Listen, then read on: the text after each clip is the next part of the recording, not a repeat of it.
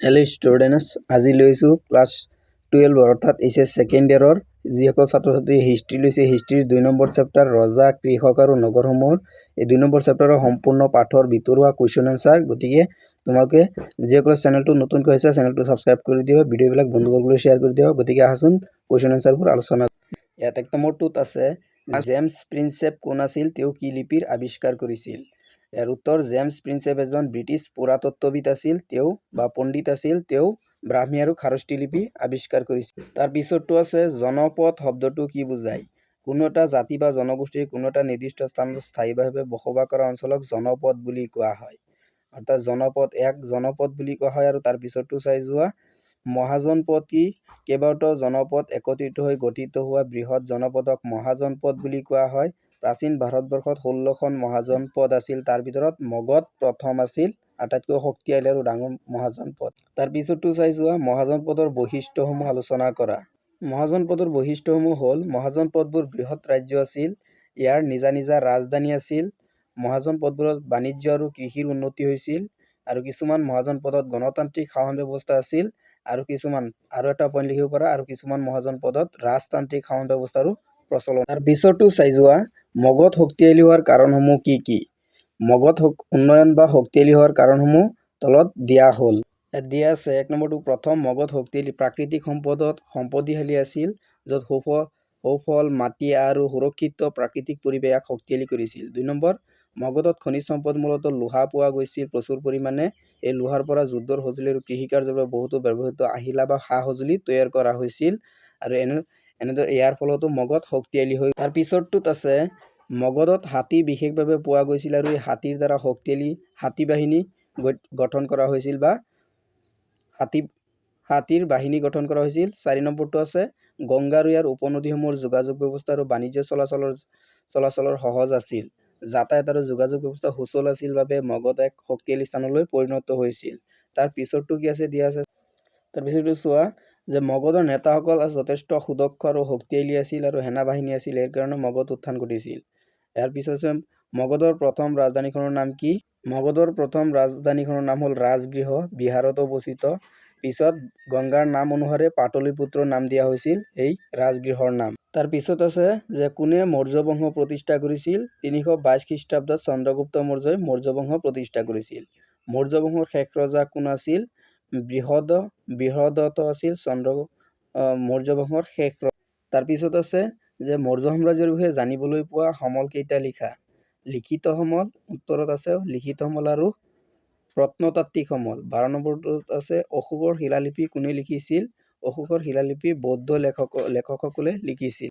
তাৰ পিছত আছে যে ইণ্ডিকা গ্ৰন্থখন কোনে লিখিছিল? ইণ্ডিকা গ্ৰন্থখন মেগাস্থেনিছে লিখিছিল। তাৰ পিছত আছে সুদৰ্শন বিকাশখন কোনে লিখিছিল? এইটো বিশাখা দত্তই লিখিছিল।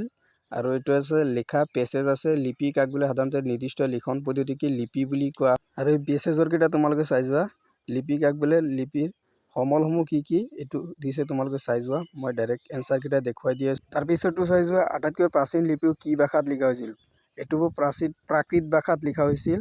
তাৰপিছত লিপি হ'ল স্থায়ী দলিল স্বৰূপ, এইটো চাই যোৱা তোমালোকে, এইটো চাই যোৱা। তাৰপিছতটো আছে এপিগ্ৰাফি কি? লিপিসমূহ অধ্যয়ন কৰা কি বিদ্যাক এপিগ্ৰাফি বোলে। মৌৰ্য সাম্ৰাজ্যৰ প্ৰশাসনৰ বৈশিষ্ট্য লিখিবলৈ দিছে, গতিকে তোমালোকে চাই। পিছত আছে যে শাসনৰ বৈশিষ্ট্য, শাসনৰ সুবিধাৰ কাৰণে ৰাজ্যখনৰ বহুতো প্ৰদেশত ভাগ কৰা হৈছিল। সম্ৰাট আছিল ৰাজ্যৰ সৰ্বোচ্চ শাসক, কৰ সংগ্ৰহৰ বাবে বিশেষ বিষয়া নিযুক্তি কৰা হৈছিল। 4 নম্বৰ সেনা বাহিনী শক্তিশালী আছিল। আৰু কেইটামান লিখিব পৰা তোমালোকে, গতিকে 4। তাৰপিছত আছে চাই যোৱা যে প্ৰশাসনিক সুবিধাৰ বাবে মৌৰ্য সাম্ৰাজ্যখনৰ পাটলিপুত্ৰ, তক্ষশিলা, উজ্জয়িনী আদি ভাগত ভাগ কৰি মৌৰ্য প্ৰশাসনৰ 5টা মুখ্য প্ৰশাসনিক কেন্দ্ৰৰ নাম লিখে। এইটো হ'ব পাটলিপুত্ৰ, তক্ষশিলা, উজ্জয়িনী, তোশালী আৰু সুবৰ্ণ। তাৰপিছত আছে সাতবাহনসকলৰ শ্ৰেষ্ঠ ৰজা কোন আছিল? সাতবাহনসকলৰ শ্ৰেষ্ঠ ৰজা আছিল গৌতমী পুত্ৰ শ্ৰী শতকৰ্ণী। তাৰপিছত আছে মাতৃ নামেৰে আৰম্ভ হোৱা বংশটোৰ নাম কি? সাতবাহন বংশ। তাৰপিছত আছে গুপ্ত বংশৰ শ্ৰেষ্ঠ ৰজা কোন আছিল? এইটো হ'ব সমুদ্ৰগুপ্ত। তাৰপিছতটো আছে হৰিহেন কোন আছিল? সমুদ্ৰগুপ্তৰ ৰাজসভাৰ কবি আছিল হৰিহেন। তাৰপিছতটো আছে কোনে কেতিয়া সমুদ্ৰগুপ্তৰ প্ৰয়াগ প্ৰশস্তি লিখিছিল বা ইলাহাবাদ প্ৰশস্তি লিখিছিল? হৰিহেন 4ৰ্থ শতিকাত হৰিহেনে। তাৰপিছতটো আছে খ্ৰীষ্টপূৰ্ব 6ষ্ঠ শতিকাত কৃষি জগতলৈ অহা পৰিৱৰ্তনবোৰ কি আছিল? 1 নম্বৰ নাঙলেৰে হাল বোৱা হৈছিল। নাঙলত লোৰ ফাল লগোৱা হৈছিল। 3 নম্বৰ ধান ৰোপণ পদ্ধতিৰে কৃষি কাৰ্য কৰা হৈছিল। তাৰ পিছতো আছে পাহাৰীয়া অঞ্চলত কোৰেৰে মাটি চাহ কৰা খেতি কৰা হৈছিল। খাল, পুখুৰী, নাদ আদিৰ পৰা খেতি পথাৰত পানী যোগানৰ ব্যৱস্থা কৰা হৈছিল। তাৰ পিছতো কি দিয়া আছে চাই যোৱা। তাৰ পিছতো আছে যে মৌৰ্য সাম্ৰাজ্যৰ পতনৰ কাৰণ দুটা কি কি? অশোকৰ মৃত্যুৰ পাছত মৌৰ্য সাম্ৰাজ্যত কোনো শক্তিশালী নেতাৰ আৱিৰ্ভাৱ হোৱা নাছিল। মৌৰ্য সাম্ৰাজ্যত কোনো উত্তৰাধিকাৰী। তাৰ পিছত আছে যে তামিলকম কি?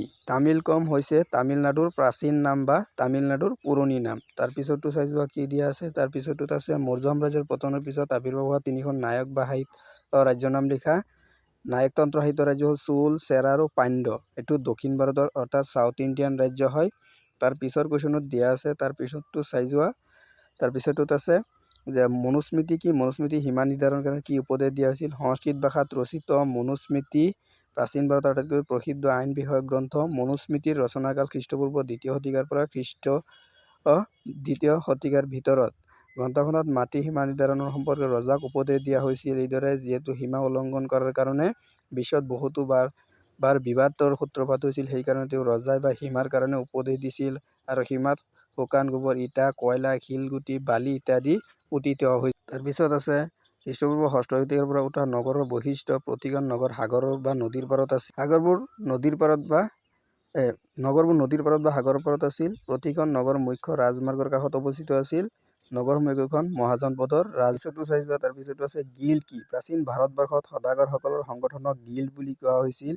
ই কেঁচা মাল যোগান দিয়া, উৎপাদন নিয়ম মতে চলা বা উৎপন্ন বস্তু বেচা কিনাৰ কাম কৰিছিল ইত্যাদি কাম আছিল। তাৰ পিছত আছে ভাৰতবৰ্ষ কোনে কেতিয়া সোণৰ মুদ্ৰাৰ প্ৰচলন কৰিছিল? ওজনৰ ফালৰ পৰা এই মুদ্ৰা কোন বিদেশী মুদ্ৰাৰ লগত মিল আছিল? খ্ৰীষ্টপূৰ্ব 1ম শতিকাত কুষাণসকলে ভাৰতত সোণৰ মুদ্ৰাৰ প্ৰচলন কৰিছিল। এই মুদ্ৰাবোৰ আকাৰ আৰু ওজন তৎকালীন ৰোমান সম্ৰাট আৰু পাৰ্থিয়ান শাসকসকলৰ দ্বাৰা প্ৰচলন কৰা মুদ্ৰাসমূহৰ সৈতে মিল আছিল। তাৰ পিছতো আছে যে লিপিতত্ত্ববিদসকলে সন্মুখীন হোৱা সমস্যাসমূহ কি আছিল? লিপিবোৰ নষ্ট হৈ গৈছিল। আখৰবোৰ ভালদৰে খোদিত নকৰাৰ ফলত পঢ়াটো কঠিন হৈ পৰিছিল।